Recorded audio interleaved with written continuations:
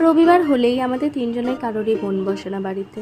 তো বিকেল হলেই আমরা কোথাও না কোথাও বেরিয়ে যাই। তো সেদিনকে ডেস্টিনেশন ছিল চুঁচুড়ার কিচেন সুত্রা। তো বরাবরই চুঁচুড়ার কিচেন সুত্রা আমার প্রিয় তার অ্যাম্বিয়েন্সের জন্য। এবারে গিয়েও দেখলাম অ্যাম্বিয়েন্সটা আরও ইনোভেশন করেছে, খুব সুন্দর লাগছে। আর এবারে একটা নতুন চমক ছিল বাচ্চাদের জন্য, ওরা একটা গেমিং জোন বার করেছে। সেখানে গিয়ে আমার বড় দেখো মেয়ের সাথে বাচ্চা হয়ে গেল, স্পোর্টস কারে উঠে সে কি চালানো, মানে কি বলবো, বাচ্চাদের মতনই বিহেভিয়ার করছিল।